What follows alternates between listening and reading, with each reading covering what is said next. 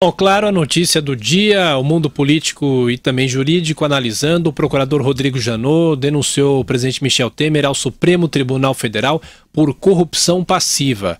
Para entender o que acontece a partir de agora, a nossa reportagem em Brasília mobilizada, José Maria Trindade. Zé Maria. Pois não. Olha, os termos são duros. O Procurador-Geral da República, Rodrigo Janot, denuncia o presidente Michel Temer por corrupção passiva. Diz que a mala dos R$500 mil recebida pelo ex-deputado Rocha Loures tinha como destinatário o presidente Michel Temer e ainda que ele ludibriou os eleitores e sempre foi um cacique na política do PMDB, uma quadrilha, segundo o procurador. A promessa, segundo a denúncia do Supremo, era de R$38 milhões. O procurador-geral diz que o presidente Michel Temer cometeu crimes por espontânea vontade e consciente. A base da denúncia é a gravação da conversa com o empresário Joesley Batista, considerada como o início do crime. As conversas gravadas com o ex-deputado Rocha Loures também foram levadas em conta e a entrega da mala, que para o Ministério Público tinha o ex-deputado e ex-assessor que está preso apenas como intermediário. O procurador-geral denuncia o presidente por corrupção passiva e dificulta a defesa ao fatiar as denúncias. Certamente haverá mais outras 2 ou 3 denúncias contra o presidente Michel Temer. Obstrução da justiça, como acusa o relatório da Polícia Federal, que também já está entregue, e formação de grupo criminoso com divisão de atividades ilícitas.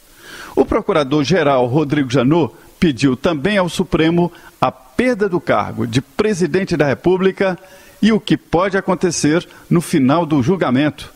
São termos fortes que indicam provas colhidas durante a investigação, inclusive novos depoimentos na Polícia Federal, sem a defesa do presidente, que ele optou por não responder às 82 perguntas formuladas pela Polícia Federal. O procurador-geral não parou por aí e pediu a abertura de um novo inquérito, o favorecimento da Rodrimar na edição de decreto em benefício de empresas do setor portuário. Corrupção passiva e lavagem de dinheiro. O ministro Edson Fachin vai decidir se aceita a abertura do novo inquérito contra o presidente. O fatiamento das denúncias já estava sendo criticado pelo Palácio do Planalto, pela defesa do presidente. E agora piora muito as coisas para esse processo de defesa. Vamos ao Palácio do Planalto para saber com Luciana Verdolim sobre a reação do presidente Michel Temer a esta nova tempestade. Olha, Zé, o governo já esperava, mas a denúncia da Procuradoria-Geral da República contra o presidente Michel Temer foi recebida com apreensão aqui no Palácio do Planalto. Principalmente a confirmação do fatiamento das acusações, estratégia que, segundo assessores do presidente, tem como único objetivo desgastar a imagem de Temer. Assim que começaram a surgir as informações em torno ainda da primeira denúncia, o presidente chamou imediatamente os ministros aqui do Planalto, a advogada-geral da União, Grace Mendonça, e líderes da base aliada para uma reunião de emergência. A avaliação, no entanto, é de que ainda é cedo para medir o impacto negativo das denúncias, que será necessário avaliar junto à população como elas foram recebidas. Num cenário de baixa popularidade, a aposta do governo é de que o impacto não seja lá muito significativo. O temor maior é da debandada da base aliada. Por isso, a ordem dentro do governo é não deixar que as denúncias contaminem as relações com o Congresso Nacional. Por isso, a responsabilidade por defender o presidente será dos advogados e não dos ministros aqui da esplanada. Os advogados, por exemplo, deverão alegar que não há provas de que a mala com os R$500 mil recebida pelo ex-assessor do presidente, Rodrigo Rocha Loures, seria destinada a Temer. Deverão argumentar também que o empresário Joesley Batista foi ao Palácio do Jaburu, na verdade, para reclamar que não estava tendo seus interesses atendidos pelo atual governo. Mesmo na expectativa da denúncia, ontem o presidente manteve os compromissos e tentou demonstrar otimismo. Nossa agenda de modernização do Brasil é a mais ambiciosa de muito tempo. Tem sido implementada com disciplina, com tenacidade, com sentido de missão. Não há plano B, há que seguir adiante. Portanto, nada nos destruirá, nem a mim, nem os nossos inimigos. O presidente ainda voltou a defender a necessidade da aprovação das reformas trabalhista e da Previdência, o que só deve avançar, no entanto, depois que o Congresso analisar as denúncias contra Temer. Ontem a Polícia Federal também concluiu a perícia nas gravações de Joesley Batista. Não é isso mesmo, Levi? Exatamente, Luciana. Depois de quase um mês avaliando o áudio da conversa que Joesley Batista teve com Michel Temer no Palácio do Jaburu, os peritos da Polícia Federal concluíram que o material não foi editado nem adulterado. Além disso, eles conseguiram recuperar trechos que antes estavam inaudíveis na gravação. Alguns, segundo a Polícia Federal, reforçam os indícios de que o presidente teria autorizado a compra do silêncio do ex-deputado Eduardo Cunha na prisão. Em um deles, Joesley usa a expressão todo mês quando se refere ao relacionamento com Cunha, logo após Temer dizer tem que manter isso, viu? Depois, o PMDBista completa com o Eduardo também, né? E o empresário concorda. Já no ponto em que os dois conversavam sobre Rodrigo Rocha Loures, a perícia recupera o trecho em que Temer diz: pode passar por meio dele, viu? Depois de Joesley Batista perguntar sobre como seria a interlocução da JBS com Temer. Para a Polícia Federal, o trecho pode reforçar a tese de que Rocha Loures recebia quantias que seriam direcionadas ao presidente. O relatório final da perícia, enviado nesta segunda-feira, também concluiu que há indícios de que Michel Temer teria cometido o crime de obstrução à justiça. De acordo com o documento, o presidente atuou para embaraçar investigação de infração penal praticada por organização criminosa, na medida em que incentivou a manutenção de pagamentos ilegítimos a Eduardo Cunha pelo empresário Joesley. Por fim, diz que Temer deixou de comunicar às autoridades sobre suposta corrupção de membros do Judiciário e do Ministério Público.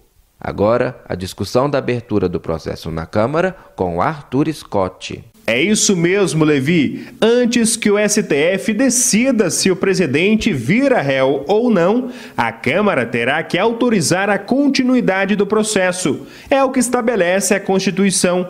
O pedido começará a ser analisado pela Comissão de Constituição e Justiça. Assim que o colegiado definir a relatoria, abrirá o prazo de 10 sessões da Câmara para o presidente entregar a sua defesa. Isso deve acontecer entre os dias 17 de julho e 10 de agosto. Após os advogados de Temer apresentarem as alegações, a CCJ tem o prazo de 5 sessões do plenário para dar um parecer. De qualquer forma, a palavra final sobre o pedido será dada pelo plenário da Câmara. Para aprovar a denúncia, são necessários os votos de pelo menos 342 dos 513 deputados. A votação será nominal, semelhante a um impeachment. Se a Câmara não aprovar o pedido, Temer fica. Mas se a Casa der ok, a denúncia vai ao STF, que abre formalmente o processo, e Temer é afastado por até 180 dias. A expectativa é de que os deputados decidam sobre a denúncia até o dia 31 de agosto. Isso se Rodrigo Maia marcar sessões em julho, período de recesso parlamentar. Tudo vai depender do presidente da Câmara, que assume interinamente o Palácio do Planalto em caso de afastamento de Michel Temer. De Brasília, Arthur Scott. Aí toda a nossa equipe de Brasília mobilizada, acompanhando os desdobramentos da denúncia feita pelo procurador Rodrigo Janot, a nossa equipe que varou a madrugada analisando, discutindo, o professor Marco Antônio Villa. E essa possibilidade do presidente ficar fora por 180 dias. Mas o meu entendimento, aí veja, é o seguinte: caso a Câmara autorize que o STF possa apreciar a denúncia, aí, na minha leitura, o presidente continua no cargo. É somente se ela for recebida pelo STF, e aí o presidente é réu. Como réu, ele não pode continuar no exercício da presidência. Aí, a partir que ela for recebida, vira uma ação penal. Aí tem 180 dias, de acordo com a Constituição, para que essa questão seja resolvida. Porém, diz a Constituição, o resto da Constituição, que caso em 180 dias o processo não tenha uma decisão, o presidente voltaria ao cargo e o processo continuaria em andamento. São situações assim absolutamente anômalas, tal, né? É uma coisa nova, ninguém imaginaria que isso ia acontecer.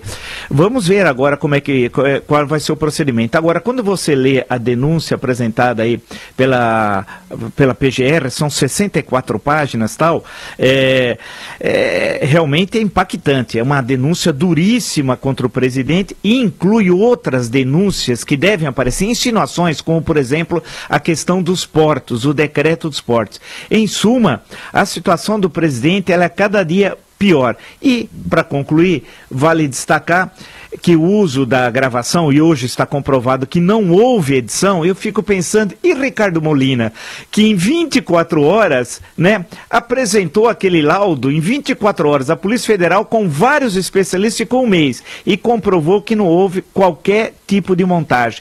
E pela descrição apresentada agora, pela transcrição, pela degravação apresentada pela PF, é clara a conversa entre Joesley e Temer, e acertando que o intermediário não era mais Gedel, mas o intermediário era o seu Rocha Loures. Portanto, para mim, não há qualquer dúvida que Rocha Loures é um homem de Temer e foi pegar mala para entregar o dinheiro ao presidente.